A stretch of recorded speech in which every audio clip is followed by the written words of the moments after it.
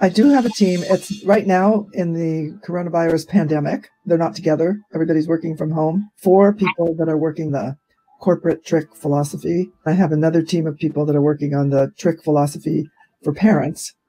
And then another team that is working on trick philosophy in the schools.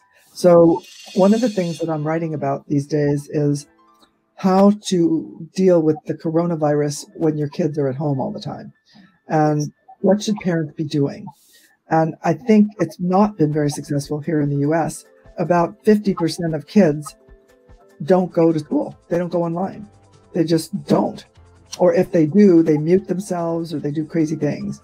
And one of the problems is that teachers in many cases try to recreate the classroom on a Zoom call, and that just doesn't work. So there are groups out there that are trying to help teachers be more effective, and maybe I think, and I'm pretty sure within the next month or two, it will be better, because I don't think, this is my prediction, that was just mine, that school will start as normal at the beginning of September. I think if it starts, it will be maybe half the students will go one day and the other half the next day. They'll cut down the number of students in the school. There's a lot of different ways that they might be doing it.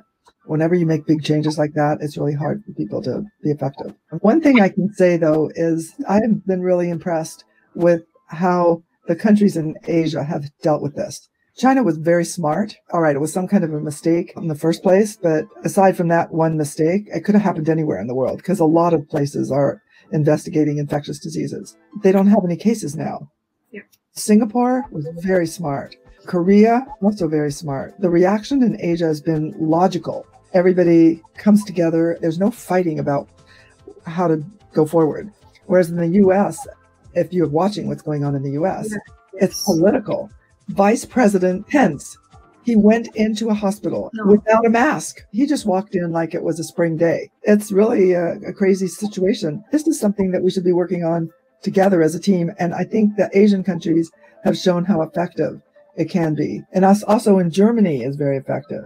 And in many of the European countries, the way that this is handled. This is an individual case with the USA, with a few people in power behaving without wisdom. It's just that. It is just that. But who would ever think of defunding the World Health Organization in the midst of a pandemic? I can't even believe this happened. It's astounding that, the president of our country recommended that we should use Lysol. You saw that. I saw that, yeah. Inject it. And then the company had to put out all these advertisements everywhere. Don't do it. No, this is not a good idea. And it costs them a lot of money to advertise that. When you're looking at facts, where you're doing critical thinking, it should not be governed by political stance. Critical thinking is critical thinking, whether you're right, left, center, whatever. And that needs to get across. There are groups here that are just very poorly educated and can't think intelligently. The main thing I'm hoping for is a medication that works. Then getting the disease would not be so frightening. It would be great to also have a vaccination. But having lived through the polio epidemic, I realized that to get everybody vaccinated against polio took years. So even if we discovered a vaccine tomorrow, it would take a long time to manufacture it and then to implement it, to give it to all these people would be a very laborious thing to do. I tuned into Bill Gates a few weeks ago, and he talked about the vaccine. According to that session, I learned that they've been expecting a pandemic for years and preparing to counter a pandemic like this. It typically takes a year to a year and a half to find it. A lot of people are working on it. There's a race. Great to have a lot of people working on it. Bill Gates has been very smart with all of this. It's been very impressive to see. First of all, he predicted this. And now he has a philosophy that makes a lot of sense. Find a medication or find a vaccination. And he doesn't just talk about it. He's actually putting his resources behind it. And I really admire him. I would like to say that I don't really admire Jeff Bezos in the same way. Okay, I'm happy to have Amazon deliver my things quickly, but I haven't noticed him doing anything to help out in this pandemic. And he's the richest man in the world by far. His wealth exceeds the budget of many countries, and he could easily do more to help out. And I know I've met him. I admire him. I think he's a smart, nice guy. And I hope that he's going to concentrate on helping the world a little bit more. So this is your call to action to him. Right? What can you do to help in the medical arena or helping with people whose lives have been interrupted, completely disrupted by this virus? Right now, we have 25 million people in the United States without a job. And I hope that he can, I don't want to suggest them, but I hope he takes some action. Jeff Bezos. Bill Gates has been active for more than 20 years. Bill Gates is doing a lot. Yeah. I admire him and his wife. I started my journey in impact also reading about Bill Gates and Melinda Gates, and the things that they do, how they use their resources was really inspiring for people with and without money. So at that point, I was in my 20s, and I'm not going to be a billionaire in my own rights, but what can I do to be part of this kind of practice? So I started to design my life to have resources and share it with the world in the most impactful way possible. Also influence people with the money to spend impactfully, inspired by Bill and Melinda Gates. They have really done a good job of being inspirational, and they try really hard. And humble at the same time, I must say. I saw in the back of one of these magazines, there was a list of all the billionaires in the world. And there's a lot of them, 4 or 5 pages, single space to list them all. And the question is, what are these people doing to help? And I don't know. We only hear about a few people, but it would be nice if we could hear about more. What are you going to do with the $1 billion? Even if you spend a lot of money every day, by the time you die, you still would have a lot left over. And you know, who wants to be the richest guy in the cemetery? What are you going to do then? The new generations will find creative ways to impact the world. We don't want them to create situations to destroy the world. We want them to make the world a better place in some way. It would be huge. I think one positive outcome of the pandemic is that the pollution seems to have dropped dramatically. In India, cities that you couldn't even see from one side of the street to the other are now clear. There are some benefits, but this is not the way to get to our goal. Well, this is one very powerful way to stop everything. We never could have achieved this in it's just amazing what's happened. And people have to get real with themselves now. They have a lot of time to stare at themselves in the mirror and have that conversation. Instead of just being critical and lamenting this terrible situation we have, you have to use it as an opportunity to spend more time with your family. And because a lot of people, you know, you're stuck at home with all these people that you live with, but you normally don't have very much time for.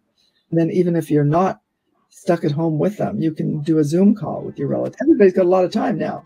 We won't be talking if it wasn't for the pandemic. That's right, because I probably would be flying somewhere. I'd be on a plane going someplace and giving another talk. And that is pretty much all I did. Just think about my last fall, October, November, December. So I flew from Beijing. I was in New York. In Singapore too, right? I was in Singapore, Mexico City. Now I can fly over the world with Zoom. No jet lag. So I did a talk about 2 weeks ago that was for a group in the Ukraine. And so you can imagine I didn't have to fly to the Ukraine. And the talk was also broadcast in Belarus and Georgia and Moldova.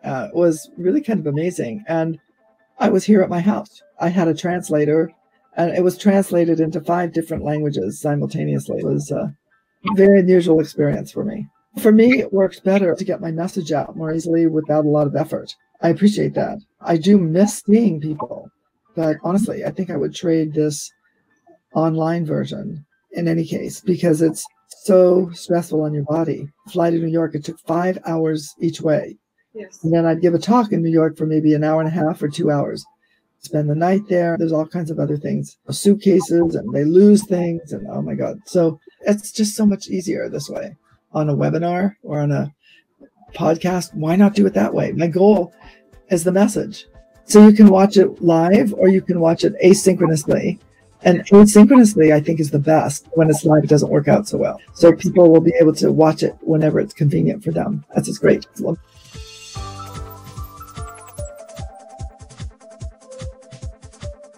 If I could spend a year somewhere, I would pick Singapore.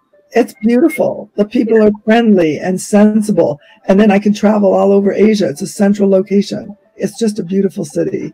The food was incredible. The people were friendly. It was great. How do you get there? Flying's just 45 minutes. I don't like flying because door to door, it ends up becoming about 4 hours. Sometimes I will drive down with people, hitch a ride because I've got so many friends who are dual existence, Singapore, KL. You're multinational. Overseas Chinese, they call us. My mother was originally from Taiwan. That's one place I have to go, Taiwan and Taipei. My daughter went and she said it was great. My mom is Taiwanese and my father is Malaysian.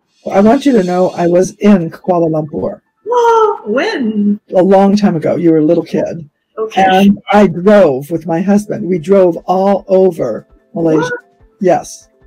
Our hobby was travel. We love to travel. Every summer, and most people, if you spend your money on decorating your house or fancy clothes, we spend our money on travel. So that's how we ended up in Kuala Lumpur. What did you do in Kuala Lumpur? Which year was this? I'm trying to think. It was in the 1980s. And we were also in Singapore. If I could remember all the cities, we drove, it was a loop all the way around. One coast, and then we drove into another coast. You would have been to Penang. Yes. You would have been to Malacca. Yes, that's right. You probably would have been to Kuantan. Yes. We were there for 2 weeks. Wow. Did you go to any islands? No, we didn't go to any islands. So did you drive down to Singapore? Yes, and we drove from Singapore into Malaysia. We crossed this bridge. To Johor? Yes. Mm-hmm. And I mean, the contrast between the two countries was dramatic. Literally within 50 feet of each other, it was like another world. I couldn't believe it, but I enjoyed it anyway. I thought it was very interesting. I liked meeting everybody, and we literally just picked hotels as we drove by. It's like, oh, that one looks good. Let's stay there. And of course, we had just a map. We didn't have the internet. It was not as easy. We were prepared to sleep in a tent if need be. We brought a tent. We managed to find hotels everywhere. So this was after you had kids? Yeah, that was after we had kids. They were not with us during that trip. We just did it ourselves. I know my daughter, Susan, really likes Singapore, so she might want to come. One of my grandchildren would like to go to Singapore. I think it's a good place for them to go. So you have 11 grandchildren? 10. The youngest one is 10 months old. I'm the grandmother. Matter of fact, I'm called in to do all kinds of crazy things. I have to go over to visit one of them today. They all have special requests. Constantly. Special requests. How old is the eldest grandkid? 20. One of my children had children early. I had kids early. She had kids early. You do have a multi-generational thing going on there. All these kids, all the grandkids, it's multi-generational. So you probably need to produce a book for grandparents. I was actually thinking of doing that, how to grandparent in the 21st century. But in general, harder to change habits when you're used to doing them for a long time. Maybe that's not the best use of my time and energy. The book for toddlers should also be for grandparents. They will like the book and they will love to read it to their grandchildren. That's a great idea. We could designate the book for the grandchildren and the grandparents. So it's a message for the kid, but then the grandparent's going to be reading it. That's right. So the message could actually have a hidden agenda. Grandparents, let me tell you what you have to tell your grandchildren. Hint, hint. Maybe you should do that too.